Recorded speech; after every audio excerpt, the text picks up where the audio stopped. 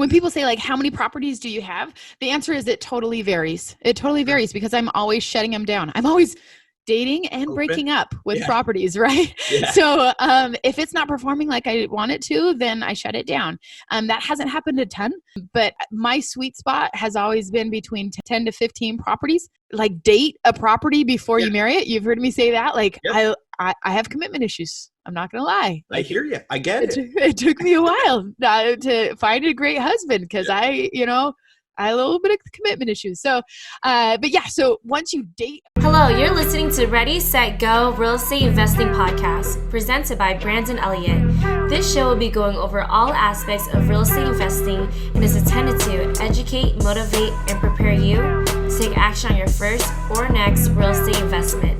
For more information, please visit BrandonElliottInvestments.com. Thank you for listening and enjoy.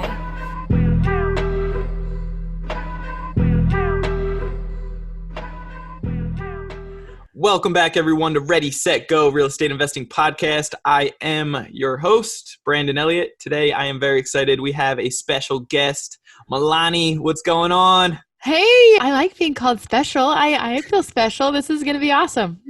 I am super excited that you're here with us today. You are just a rock star in so many different categories, so many different areas, and you have an awesome family. You have a crazy story behind that as well. But what we want to talk about today is Airbnb. We want to specialize and give people the details, the good, the bad, the ugly, and the details on how they can take step-by-step action to be able to crush it just like you have with Airbnbs. But for anybody out there that doesn't know exactly who you are, do you mind just diving in a little bit about yourself, your success thus far, and dive into your story possibly? Yeah, for sure. I'll give you a little bit of background. Brandon knows me. We're in Cancun together last month with a bunch of amazing investors. He got to meet a couple of my kids. I've got a handful of them. I've got my own basketball team.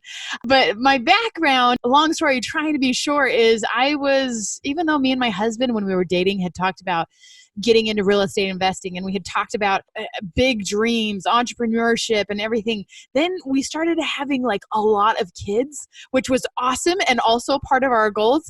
But we realized that we wanted to protect them and we wanted to keep them safe and responsible, right? Because that's what we do as parents. Like we want to protect these amazing little heavenly creatures that we've been blessed with.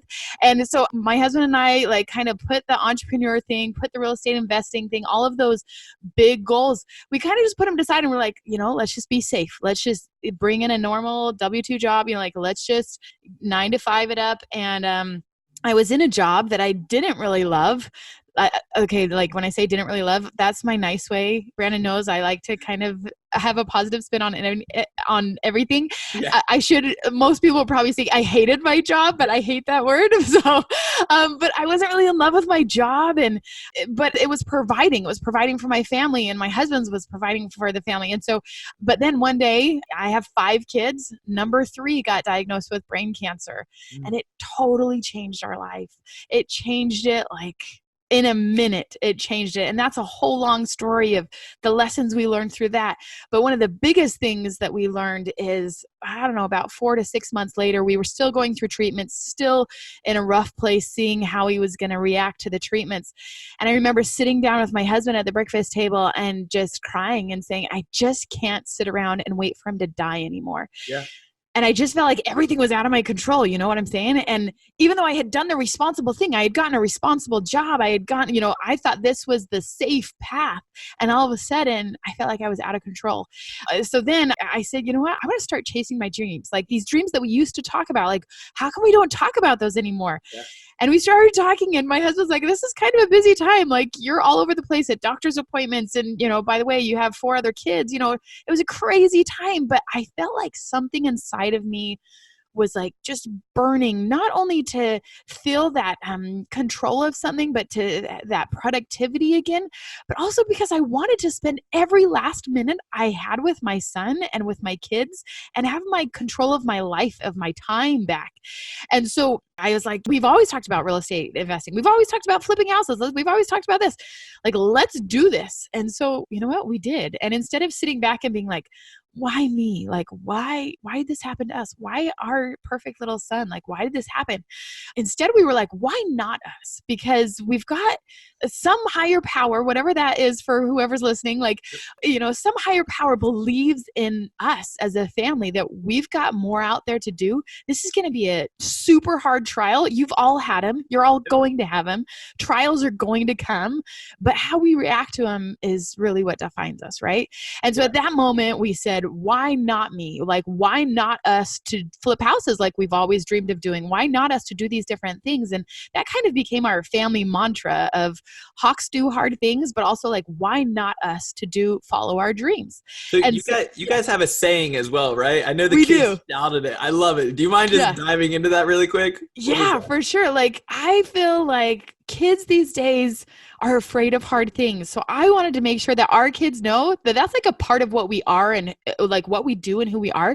So whenever I or my husband say Hawks do, my kids will be like, hard things. Like, it's just a cheesy little thing. When you have a basketball team, you get to do cheesy things together. Like, it's cool. Yeah. There's enough of you that it seems cool, even if it's not. So my kids, we Hawks do hard things, because I want them to know that hard things are a part of life. Like, don't shy away from them, but how are you going to handle that when they do come? Now, I always forget this part, Brandon, so I'm going to say that it's been over 5 years now since my son was diagnosed with cancer, and he is a walking miracle, and we enjoy every minute of every day that we get to spend with him because he is doing awesome.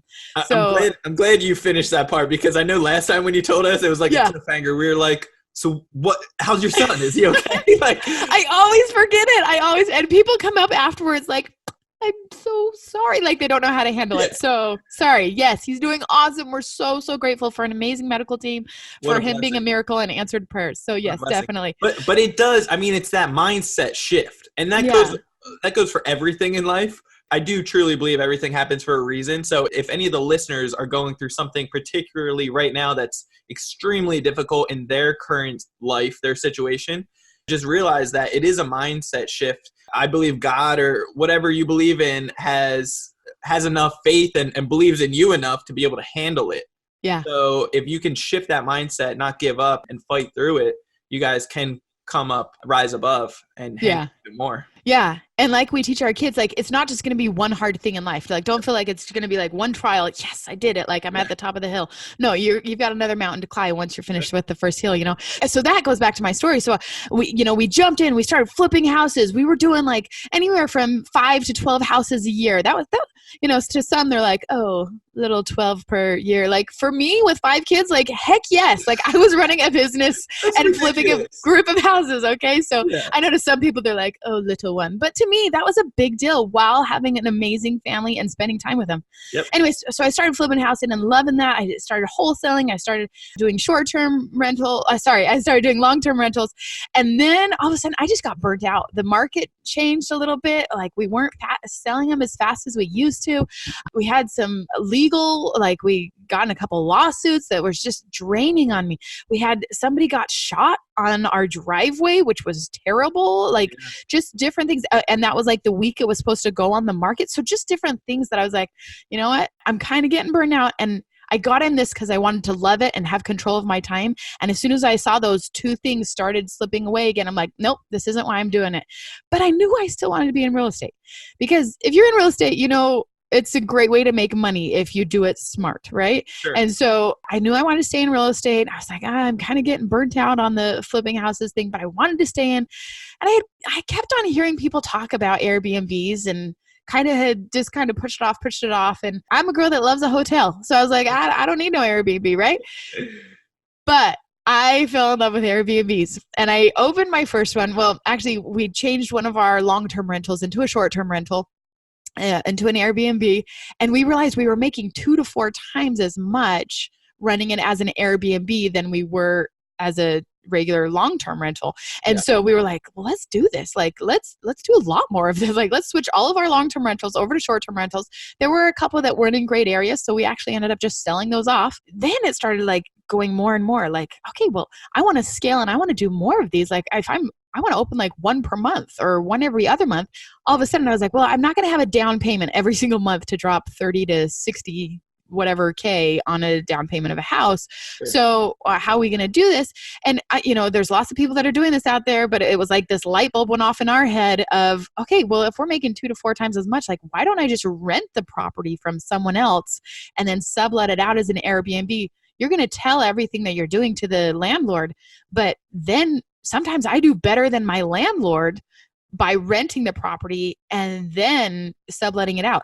But then the extra cool part about, sorry, I'm like getting ahead of the game, Brandon. No, I love it. Like, I love it. pumped. Let's cover a little bit here and there, and then we'll dive in. I geek out and I apologize. So I'll try to reel it in. But like, so yeah, that model of being able to like date a property before you marry it. You've heard me say that. Like, I have commitment issues. I'm not going to lie. Like, I hear you. I get it. It took me a while to find a great husband because I had a little bit of commitment issues. So, but yeah, so once you date a property and you have like 6 months, 12 months, however long your lease is to date a property, see if the roof is leaking, see if the air conditioning works, all these, see if the Airbnb model is going to work, see if people are really renting it and what your occupancy rates are, what your nightly rate is. Sure. You get to, this is in like, to get the idea that in real estate investing, some people are like, oh, it's so risky. Oh, it's so risky.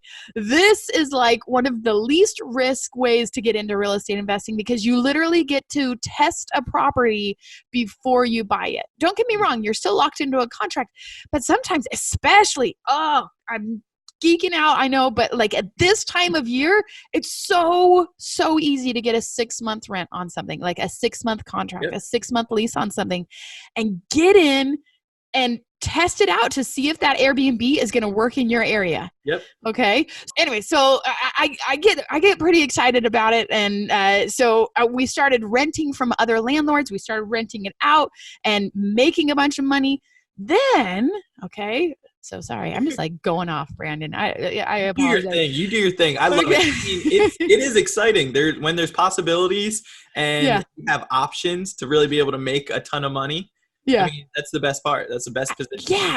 Yeah, and so the first way you can do it is if you own the property. That's what the first way we started. The second way you can do it is if you do what's called that arbitrage model, which I was just talking about, using someone else's asset and then like renting it out. Okay, so the same asset, but you're like in a contract. The date model. Yeah, the date. And then once you love it, then you can either buy it or just stay in that contract for a long time. I mean, you're in California. I don't know if you even want to buy those properties I don't want to buy it. No. Right? Okay. So heck no. I'll date for a long time. Date for as long as you need, as long as both the landlord and you are making money and you're both happy. Great. So when I approach a landlord, I say like, this is a long-term thing. Like, I want this to be a long-term thing. Like, I want to be your renter for life until you're ready to sell it. And then I want to be the one that buys it from you. Yeah. And so landlords are like, oh, well, you're interesting to me. Okay. So that's the second model, is the arbitrage model. And then the third way that I do Airbnbs is basically I'm just a property manager, except for just with short-term rentals, which is awesome because then I don't have to hold security deposits, that sort of thing. But somebody who's interested in putting their house onto the short-term rental market on Airbnb or VRBO, I set it up for them and then I get a cut because I'm the property manager. And so depending on where you are, that could be anywhere from 10 to 50% that as a Airbnb or a short-term rental property manager and some people call that co-hosting. That's another term you'll hear out there. I think that's kind of a confusing word because I also have sometimes I have my cleaning lady as part of the co-hosting platform. So but whatever it is, I call it an Airbnb short-term manager. Anyway, so those are the 3 different ways that I got into Airbnb and was able to scale super fast because you don't have to wait for that down payment on a house over and over again. Yeah. And so that's kind of my background of how I went from, regular stable job. Yeah. By the way, I don't know if I mentioned, they let me go when my son was diagnosed with cancer to let me have more time with my family. And I was like, what? Like, are you kidding me? Like, this is when I need money to pay for cancer treatments. But that's very nice of you to take away my choice and just let me go. Anyways. Unbelievable. Yeah. Yeah. So much for like stable and secure. Right. Yeah. So how I went from stable to flipping houses, wholesaling, whatever, and to Airbnb. And even if you're staying in any sort of real estate, even if you're not in real estate at all, Airbnbs are a great like side gig because I have 5 kids. The oldest is 10 years old. So they're all littles. Like, we like to party at our house. We listen to a lot of Baby Shark. We listen to a lot of that kind of stuff. Like, that is my life and I love it. But I love that I get to run my business while coaching, like either sitting and watching sports, or like I get to coach teams now. When I was flipping houses, that I had to be on projects and it wasn't as flexible with my time. More of a job in that aspect. Yeah, it became more as a job. And I tried to turn it passive, but then when I would turn my back, my project managers weren't doing what I thought they would do, or different things like that. So it was a lot harder for me to scale that into something passive than Airbnb. Once you get the systems set up, it just kind of runs itself, and then the emergencies come to you, but it's so much less risk. We talked about this in Cancun. But I remember when I was flipping houses, and at one point I was leveraged so much that I was nauseous. And like Brandon's heard me call this like an ambition hangover. I got that from Jess Ekstrom. She's got a book coming out called Chasing the Bright Side. She's awesome. But it's called an ambition hangover because, I mean, I'm like a Mormon girl, so I don't drink or anything. So I don't know exactly what a hangover feels like. But to me, this is what I picture it being. But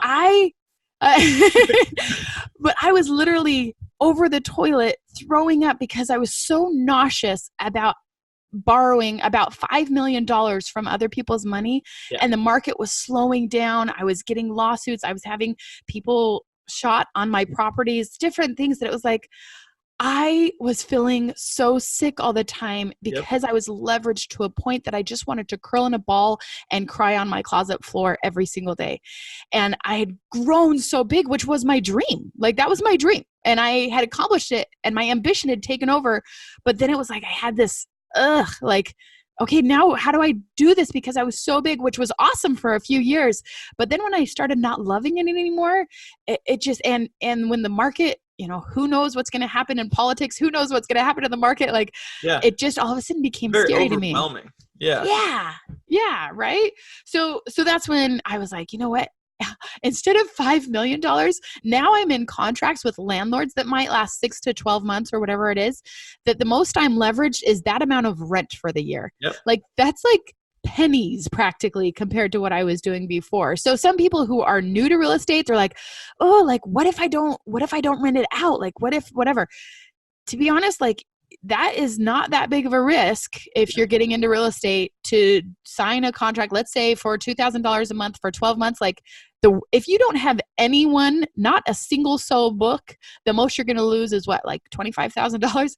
Yeah. That's not going to happen. You're going to get people to book. It's worth getting into it to try it. Right. Yeah. So that's, I want to talk about some of the systems and everything behind it, because I know there's right ways to do it. And then there's, unfortunately, the opposite here of wrong ways that you probably don't want to necessarily do, or maybe certain areas. Yeah.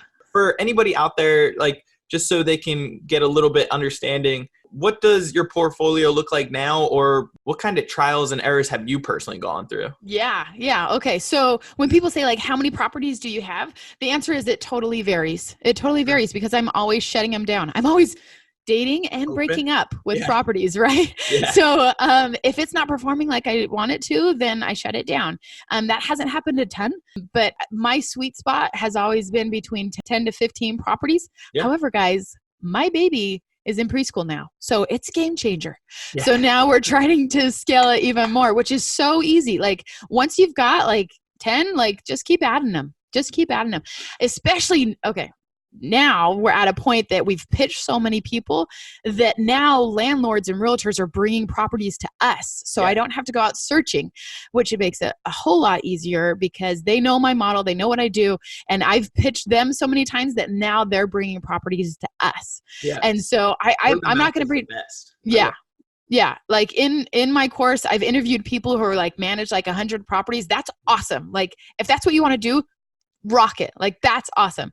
I'm just saying, if you want an awesome, just to get an idea, like, this is going to be different for wherever you live, but per property, I aim to net anywhere from $1,000 to $1,500 per property per month. Okay. Yeah. So, I mean, some people are going to be like, oh no, that's not worth my time. For me, who takes maybe, like, I would say it takes about, it's hard because once you scale, then it makes it like so much easier. Yeah. So I would say for 10 properties, it takes me about 2 to 3 hours a week. Yeah. So once that income's coming in, I'm okay with that amount of time for that return on my investment. You know what I mean? Really, I assume it's really setting it up in the beginning and not like the whole set it and forget it type of thing, but it definitely gets easier. Once you set it up and have it on autopilot to a certain degree, the systems are in place. Yeah, definitely. So you mentioned just a moment ago, like breaking off some of these agreements. Now, if it's not working out and you want to let it go, how does that work out? Yeah. So, I mean, it's not me, it's you kind of thing. No, we go through it and, at the end of a contract, landlords are just used to breaking contracts. However, I have had to break contracts earlier, and there's a certain addendum I use, and I recommend to everyone using to protect yourself an addendum that allows you to get out of it. I'll just cover it right now because a lot of people that start to do it, their biggest concern is, well, what if this city changes it on me? Or what if HOAs decide they don't want me? Sure. At the beginning, I don't recommend going to a place with an HOA. Yeah. 100%. Yeah. 3 of the places that we've had to move out of, the HOA was okay with it at the beginning and then changed their mind. Or to be completely honest, they said they were okay because it was so new. They were like, oh yeah, that's fine.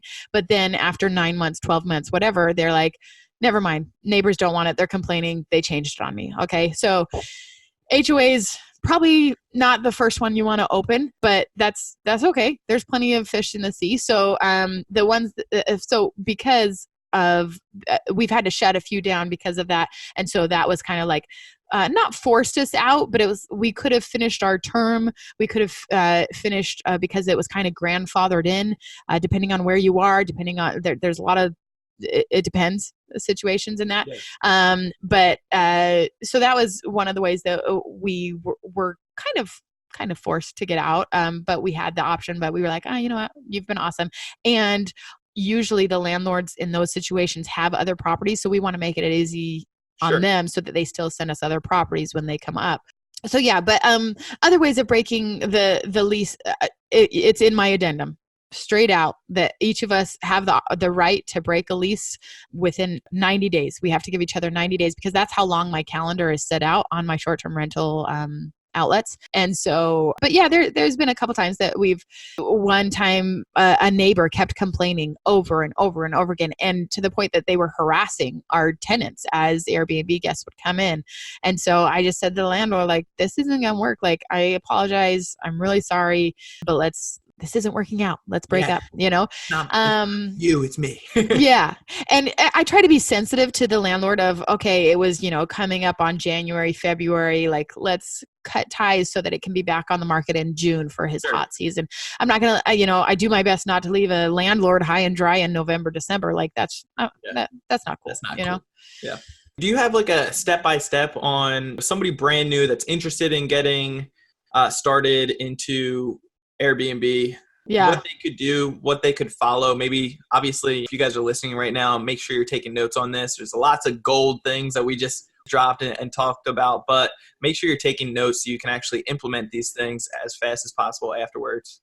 Yeah. I mean, to be honest, I could go on for hours, hours and hours and hours. That's why I started coaching, and that's why I started my course, was because people were asking like, well, how do you get on? Like, can I take you to lunch and talk about it? I'm like, could lunch last like 10 hours? Cause then we might be able to fit in some of the information.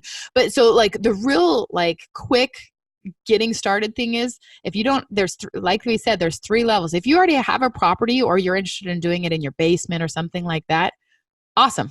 Yeah. Check your HOA covenants, see if you're good to go, and then just start doing it. Like, just test the market. And there's so many things we could get into, like how to price your property and how to, there's so much we could go into, but that's just the straightforward if you own the property. If you're trying to arbitrage, if you're trying to rent out somebody's property and going to rent it out and sublet it out, you're going to need enough money for the first and last month's rent plus a security deposit. Okay. And enough money to furnish the townhome, house, whatever it is. Okay. That can range anywhere. If you're doing it on a budget, I've done a 3-bedroom house for under $5,000. Okay. So some people are surprised, like, oh, you really can. that's a lot of hard work because you're going to be on Facebook Marketplace, you're going to be on Craigslist finding furniture. And once I got bigger and tried to systemize it more, now we're spending a little bit more, but it's a system. I don't have to go searching for furniture all over the place. I just look and say, I want the same thing as this house, put it in. And the movers just put it in. And we get like corporate discounts from a furniture place that just hooks us up. Okay. So once you start scaling, oh gosh, I probably said this, Brandon, in Cancun, but like, it's kind of like kids. So if you have kids, it's like the first one comes, it's like, oh my gosh, like this, there's a human, he's loud, he's, does things on my floor. Like what is going on? Like, it's just so hard at the beginning. But then it's like adding number 2. It's like, okay, I got this. And then you add number 3 and it's all of a sudden you go from like a man-to-man defense to a zone defense. And it's like, oh my gosh, like this is hard again. Like what's going on? I love you. You're so funny. And then, sorry, I love basketball.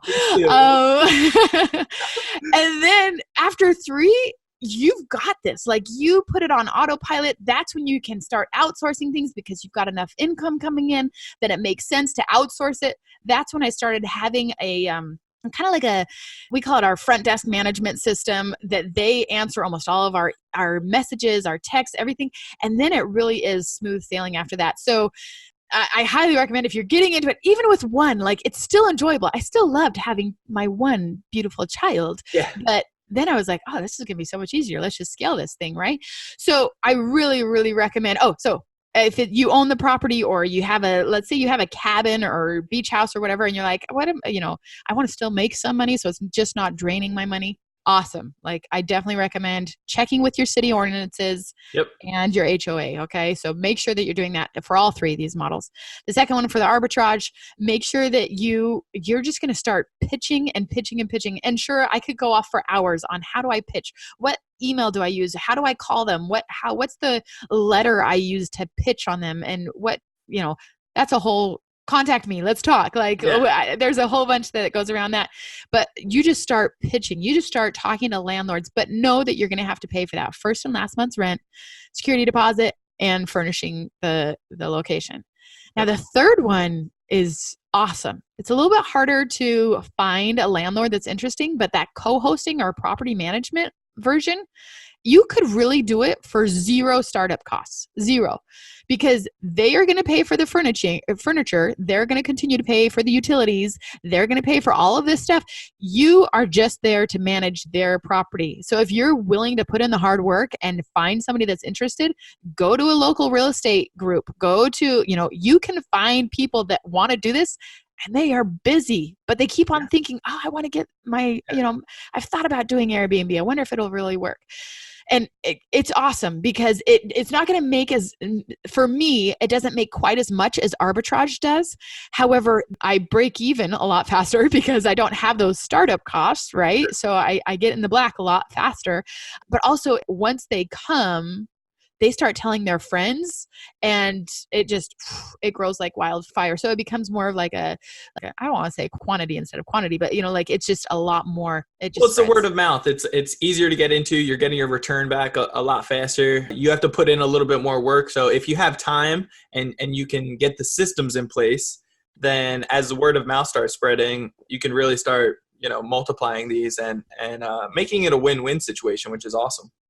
Yeah, definitely. That's and cool. People always ask, well, I always get this question and I need to come up with like a really great answer, but they always, people always ask like, well, why won't the landlords just do it themselves if they're interested? Or if you come and pitch them and you tell them how great it is, aren't they going to start doing it? And the answer is heck no, because they are busy. I don't want to call them lazy because they're like busy doing other stuff, right? So they're not lazy, but they, for decades, we've been taught if you want to get into investing, if you want to build your real estate portfolio, get a rental, get it rented out, get a tenant in there. That's what they've been taught for decades. Some of them just don't know. Yeah. So it's like until you educate them and show them the possibility, but they don't want the extra time. They don't want an extra job, something that they're not familiar with at all. Like they just get educated on. They don't want to spend the time on researching on like how to do it in the right path pretty much. So if somebody that's educated like yourself has a track record, testimonies, success behind it, then they're like, oh, okay, well, this is no brainer. Yeah. Yeah. And sometimes I've even had people like buy my course, like, I'm going to learn how to do this myself. And then after like 3 months, they're like, you know what, can you just do it for us? Yeah, like, can you do that for me? Do you know someone in my state that will just do it for you? And I'm like, heck yes, let's put you in contact with somebody that's going to run your property for you, you know? And they think it sounds sexy. Like, oh, I want to get into that, but I really don't have time for that. Like, I just want my rent every single month, or I just want my piece of the action. Now with the co-hosting or the property management model, people are like, well, aren't they just going to take it back over? And I'm like, that's awesome. Like, I am happy to set up your Airbnb for you and I'll run it for a year. And then we have not like a penalty or I guess more like a fee, where if after 6 months or 12 months, they want to take it over, awesome. You just have to like do this little extra like $1,000 fee to get me out of there or whatever, or whatever it is. And sometimes I guess they would do that. I've never had somebody do that because they keep on thinking, oh yeah, then I'll be able to take it over someday. They don't got time for that. Yeah, they don't want to. They like what's already in place. The motion that's going. It's like, okay, she's handling it all. I have nothing to worry about. The checks keep on coming in. The house is in good shape. Everybody's happy. It's a win-win. Yeah. So I always am like, yeah, for sure. Like, even with that model, you can put it under the account under their name. So like, I usually put them under my, like my arbitrage are mostly all in my one account, or I have a couple different accounts. Yeah. But for the co-hosting, it's like, no, I'll set it up under your account. I'm going to set it up for you. Don't worry. I'll handle everything. But when you're ready to take it over, you can. And they're like, oh yeah, great. They usually don't want to do that because once it's rolling and they're fine with it. But they like the idea and that safety net of, okay, well then once they get all the 5-star reviews from me, then I'll be able to take it over. If not, then I'll just start a new account afterwards. You know what I mean? Yeah. So they like having that peace of mind, and that's awesome. Like, more power to you. And if you want it back, that's totally cool. I'm really not offended. So. Okay, MeiLani, I got some questions for you. So this is more selfish because it's for me. I feel like most people, not to generalize or anything, but most people are probably going to want to do some kind of arbitrage or like, figure out subleasing, rent to, but selfishly, I have one property that a single family house that a tenant just moved out of. I got to do a little bit of remodeling to get it back on the market. And then I have another one that is available as well. It's an upstairs unit though, out of a triplex. Okay. So both of these are vacant. The single family house was renting out for $850 a month. So what would be your actionable steps that I could take action on like today? Today would be hiring you or getting somebody within you your. Could do that. You could do that. Yeah. You could do that. You could also like you said, like I'd coach you through lots of different things. But the real, what you're asking is the real steps that you'd take. The first thing you're going to do is probably go to something like airdna.co, not .com, airdna.co. That's going to give you a rough idea of what's going on in your area for short-term rentals. Okay. It's not 100% accurate, okay? Because in fact, when I did it in my location, it gives you like rough, and I don't ever pay for the reports either, okay? So I'm not saying go and pay for a report. I'm saying go use the free tools that they have and look and see what short-term rentals are doing in your area. When I first looked at mine, in my area, I live in like Raleigh-Durham area. It's not a huge vacation destination. So please don't, if you're thinking, Airbnb won't work in my area. I'm not in San Diego. I'm not in a vacation destination, whatever. Forget that. Okay. Cause mine are not a vacation destination and they do extremely well. Okay. So once you go to that website or a website like that will give you some analytics. Mine said, you can expect like 35% occupancy rate. That's crazy. That's crazy. I don't think I've ever fallen below 85%. And when I set up our property, I list it like 2 weeks before I open it. And usually the day I open it, so I take about 2 days to move in and get pictures taken. The day it's open, it's usually booked for the first month. Okay. So that's the goal. You don't want to be losing money there. So look at AirDNA just to get an idea, but don't use it as a Bible. Okay. It's not the last say on it, but it'll give you an idea of what's going on. Okay. Then you're going to go to like a dynamic pricing website. Oh, actually, let me rewind. Even if you go to Airbnb and you type in your address, they're going to say, oh, hosts in your area, tell us that you could be making this much money. And even that number to me, has always been extremely low. Sometimes 50% of what I actually make on a property. So thank you, Airbnb, but you'll probably do a lot better. But but that's because that's based on their numbers of their smart pricing, and their goal is to fill lots of occupancy, not to make lots of money. So anyways, that's a whole different tangent. So go back. So the next thing after you do like an AirDNA search would be to go into your location and find some comps, something that would be comparable to that, right? Like a 2-bedroom or a condo, whatever it is. Find others that are already on Airbnb or something like that. And then go into a dynamic pricing website. I use Beyond Pricing, or you can use Wheelhouse, is a really popular one. There's pluses and minuses of both, but those are the two that to me are the biggest. But if you Google dynamic pricing for short-term rentals, you'll find one. But go into something like that, and you can take the URL from your competitors, not your competitors, because I feel like they're more colleagues, but your comps, we'll say. All right. Yeah. So you'll take the link from comparables, okay, and you'll put it into the free demo on Wheelhouse or Beyond Pricing, and you'll be able to see how much they recommend charging. So not just what they are charging. You can go into Airbnb to see what they are charging, but they might be a dumb host that doesn't know that they should be using dynamic pricing. So I would kind of ignore that and move on to what you could be charging. And then you'll start to get an idea. And then you're going to put it into a projector. I have a spreadsheet that'll if you're this many nights booked, this is how much you're going to make, just to get an idea of, is this really worth it or not? Yeah. So those are kind of the beginning steps to just, test the waters. Is this maybe something that's going to work, worth my effort? And then as far as the condition of the home, what kind of style are we looking for? Great question. So especially when you're looking at rentals, because you're going to rent them and then rent them out again, I always say that if it's quaint, that's awesome. Quaint, you can make it quaint and cute, even if it's old, even if it's 200 years old, as long as you can make it quaint and charming, that's great. If it's dirty, you're not going to be successful. You're going to get terrible reviews. So as long as it's clean, you can really put some quirky things on Airbnb. I mean, if you look through some of those houses and tree houses and RVs, it doesn't have to be, the Ritz-Carlton. It just has to be something that is welcoming, comfortable, has a charm to it, but it cannot be dangerous or dirty. Does that make sense? Yeah. So don't feel like you have to update every single doorknob. Don't feel like, back when I was flipping houses, one of the reasons why I left is because I felt like I was always over rehabbing, because I was like, oh, well, these windows are terrible. Like these are, this is this.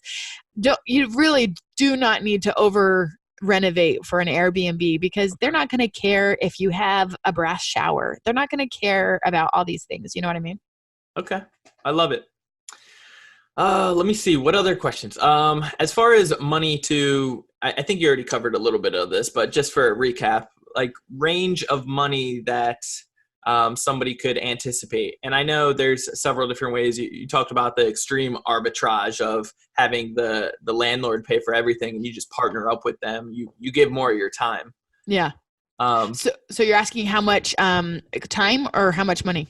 Well, I guess both. For somebody that goes that route, what kind of time can they anticipate getting one or two started? Yeah. If they don't have the funds to actually get started. Yeah. Okay.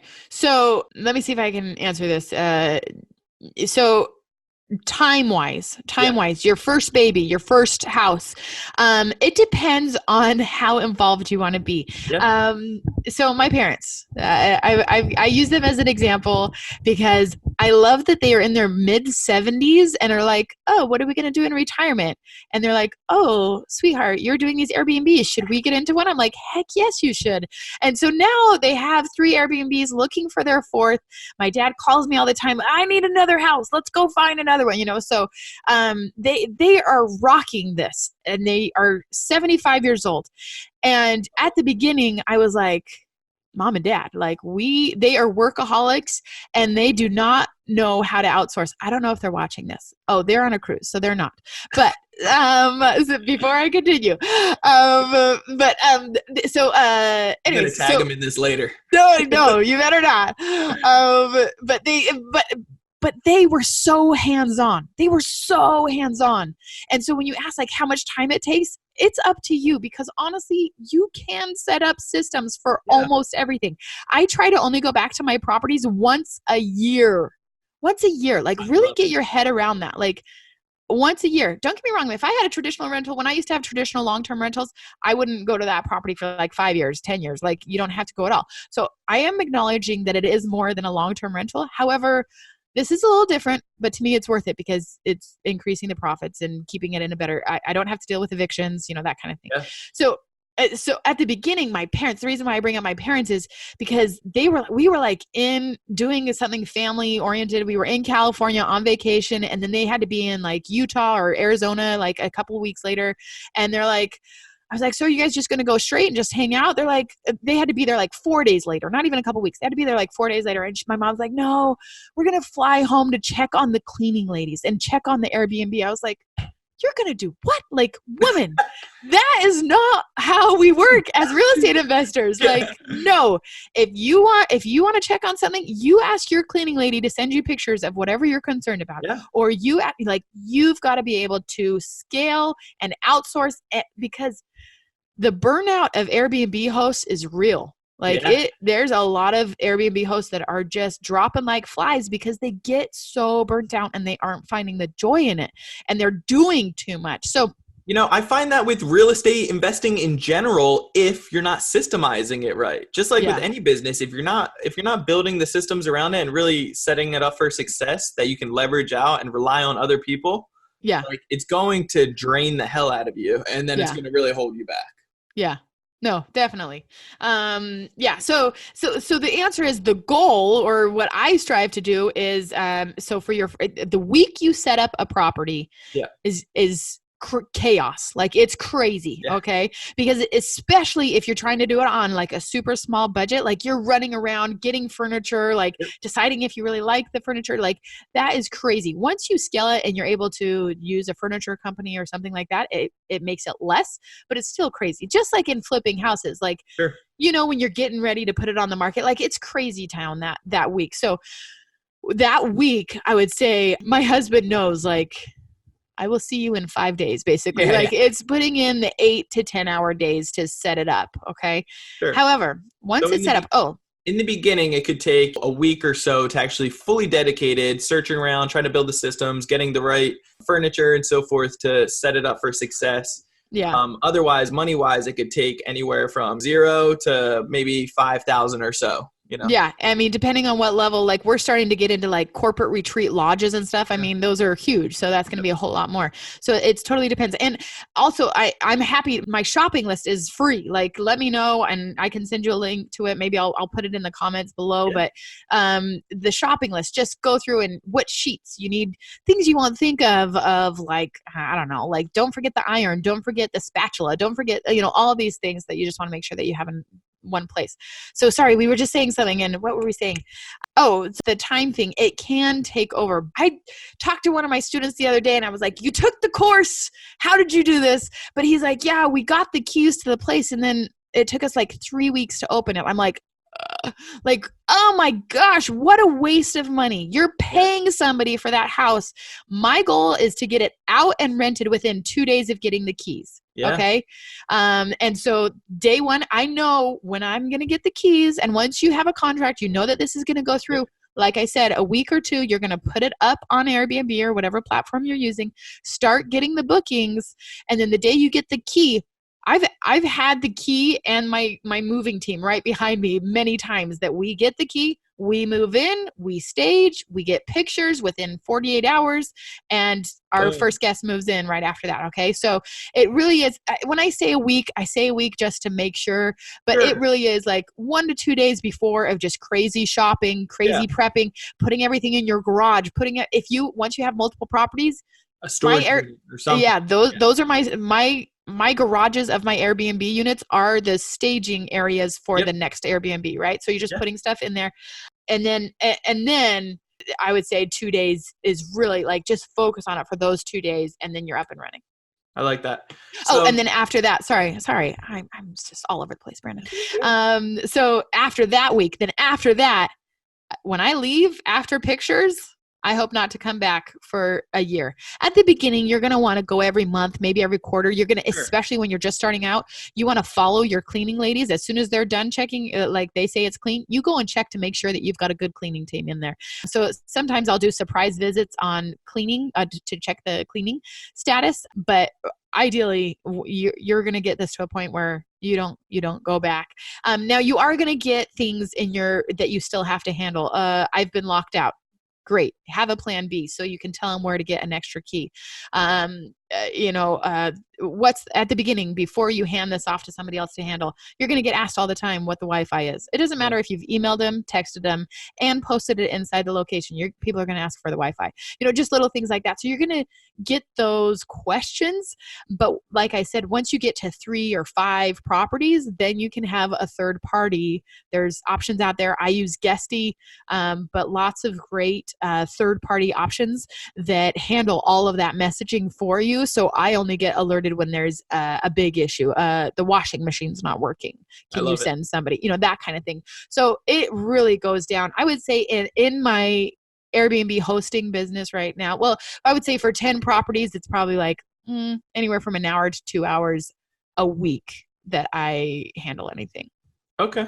I like that. So when it comes down to different sites besides Airbnb platform, what other platforms would you recommend to have it? Yeah. So the direct answer to that is it depends on your location and what you plan to use it for. So Airbnb guests are definitely used to booking a place 2 days before to maybe like 45 days before. I say the average is 14 to 45 days for Airbnb guests to book places. But I have a lot of last minute bookings.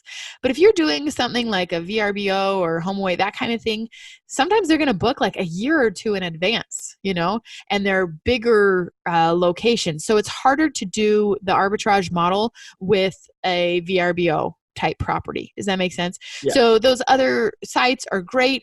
Once you get to using a third-party platform like Guesty, you can integrate them all in one place so the calendars sync, which is awesome.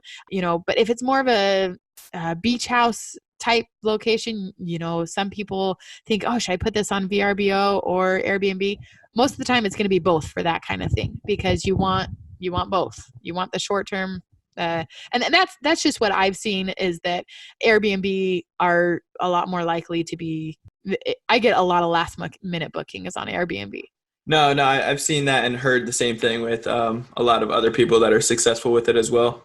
Yeah. Well, MeiLani, I appreciate you so much. I feel like there's nothing but gold nuggets in here and so many awesome steps that somebody could actually really take action on to be able to lead themselves to success with Airbnb hosting. Yeah. So how can people get a hold of you? Yeah, definitely. I know you're doing coaching. You have all the systems in place for people. It would be like a no-brainer and ridiculous if somebody didn't, at least reach out to you to see how easy you can make life for them. Yeah. And we're doing like free webinars. We're doing, different podcasts with different like CPAs or furniture designers, different people that will help answer questions as well. But if you do want to get in touch with me, you can reach out to me on Facebook, MeiLani Hock. My last name is Hock, MeiLaniHock.com, or also the website is Why Not Me, kind of the mantra that we talked about at the beginning, WhyNotMeBnB.com. whynotmebnb.com. And for anybody who's listening to the podcast, we talked to Brandon before. We're going to get an awesome limited time discount of 50% off the coaching and the course. So 50% off if you act now. It's a limited time offer. So definitely take advantage of it. We'd love to start working with you. And like I said, especially depending on when you're listening to this, like in the October to February is like gold mine time. So definitely let's get you up and running and get you a few Airbnbs here soon. I love it. I love it so much. I can't wait to actually just sit down with you and talk with you on some of the mind that I have. I'm like, I can't find a good property manager in my area. And I've been successful with doing my own property management, except for filling it like sooner than I'd like. So if we can make it a win-win situation, and because I am too busy. There's a lot of, makes it complicated, but it doesn't need to be when you have the systems already in place and the team behind it as well, which is awesome. Yeah. My last little takeaway is it really is a fun, like it's fun. I find joy in it. And in America, when you run a B&B, it doesn't have to, often as an Airbnb host, I'm not going to see almost any of my guests. Sure. However, we have taken advantage of those times of sometimes when I want to take the kids on a little getaway, we'll go and have a little overnighter at one of the Airbnbs. Yep. Or when I see that we have a guest coming from a cool country, we'll invite them over to dinner at our house and invite them to come and share about their country with my kids. Like find ways to find joy in hosting the way that you want it, but on your terms. You know what I mean? I don't know if I'm ever going to like open a literal bed and breakfast where I have to serve breakfast every morning, but I love that I get the charm of that job, but when on my terms, when I want to, you know what I mean? You want to, so I love the flexibility of Airbnb that it provides for your lifestyle and your business.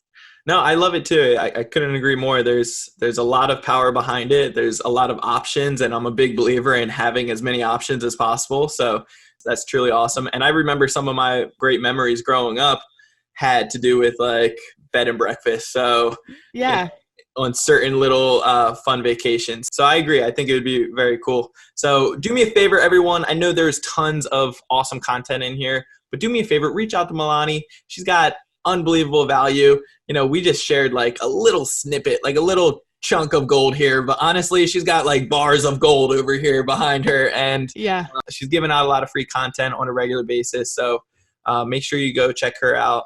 And if you found value in this, like I know you did, make sure you share this out, get some more people, tag some people in it that need to see this, that are interested about Airbnb.